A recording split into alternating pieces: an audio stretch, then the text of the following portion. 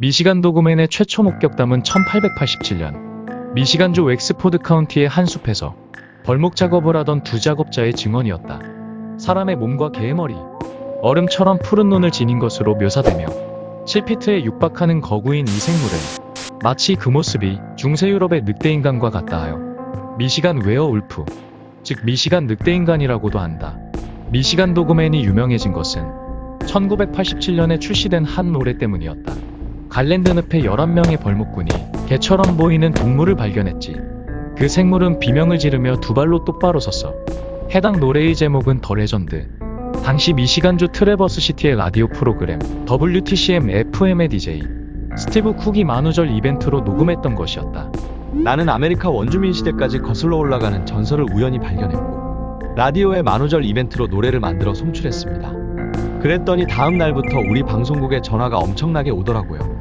노래가 라디오 방송을 통해 송출된 후 스티브는 100여 건에 달하는 목격담을 제보받았고 1997년과 2007년에 노래를 리메이크하여 출시하였다. 스티브는 자신의 방송국에 보내진 목격담들을 방송 시간에 소개하기도 하여 미시간 주민들 사이에서는 도그맨을 모르는 사람이 없을 정도였다. 그러던 2001년 자신을 미시간주 카스 카운티에 거주한다고 소개한 한 익명의 제보자는 자신의 집에서 그리 멀지 않은 곳에 20에이커가량의 습지가 하나 있는데 한밤중 그곳에서 개의 머리를 지니고 등이 굽은 채로 두 발로 선 실루엣 하나가 아기의 울음소리와 쇠를 긁는 듯한 소리를 합쳐놓은 것 같은 기괴한 소리로 울부짖었으며 그 소리는 매우 시끄럽고 히스테리가 생길 만한 소리였다면서 그 이후로 늦은 밤 습지에서 물소리가 간혹 들리지만 정체 모를 생물의 울부짖는 소리는 더 이상 들리지 않았다고 제보하면서 자신이 목격한 것을 미시간에서 유명한 도그맨으로 추정했다. 미시간 도그맨은 1887년 이래로 그 목격담이 끊이지 않았는데 1938년에는 미시간 파리에서 로버트 포튼이라는 소년이 머스키건강 근처에서 뒷다리로 일어서서 푸른 눈으로 자신을 노려보는 개를 보았다고 하며 1961년에는 미시간 빅래피즈의 공장 경비원이 목격했다고 한다. 목격자들은 공통적으로 어두운 밤에 도그맨의 실루엣이나 뒷모습을 보았을 때 두 다리로 서 있는 모습이 마치 사람 같았으며 움직임이 매우 빠르고 큰 키를 이용해 목격자들을 내려다보았다는 것이다. 미시간 스리레이크에 거주하는 론다는 2009년 아들을 태우고 티오가강 근처 고속도로를 운전하고 있었다. 당시 도로에는 론다가 운전하는 자동차 말고는 아무도 없었다. 그러나 고속도로를 운전한 지 얼마 지나지 않아 론다는 자신의 차를 추월하는 무언가를 보았다.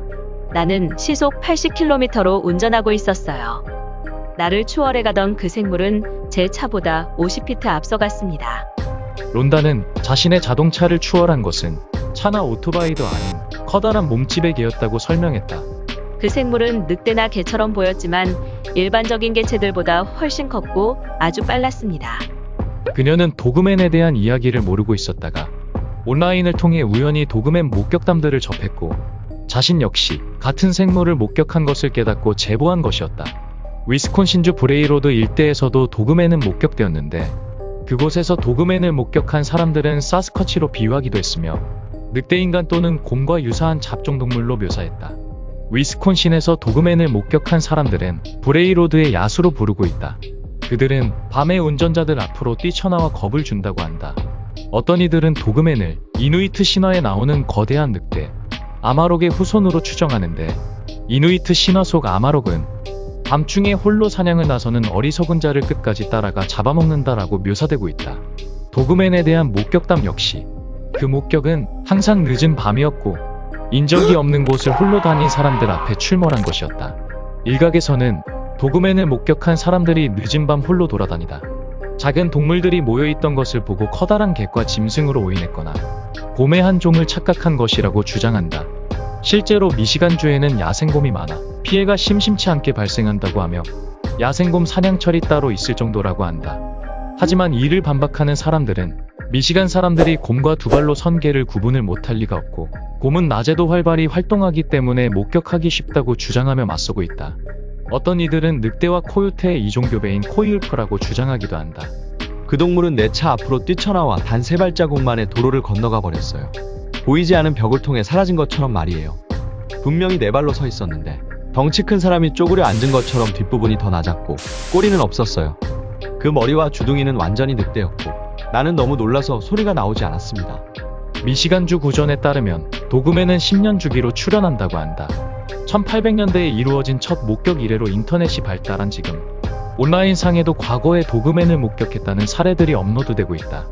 저는 원래 이런 민속전설 같은 이야기에 대해 회의적입니다. 그러나 많은 사람들이 제 노래에서 묘사된 생물을 보았다고 제보했고 그들이 실제로 무엇인가 보았다고 믿고 있습니다. 전문가들 역시 도그맨에 대한 목격담이 다른 동물이나 물체를 오인한 경우도 있지만 모든 목격담이 오인이나 착각이 아니라고 주장하며 도그맨의 정체는 더욱 오리무중이다. 도그맨을 마지막으로 목격한 시점이 2012년 8월. 도그맨의 출몰 주기인 10년이 조금 넘은 지금 미시간의 누군가에게 다시 나타나 그 모습을 드러낼까?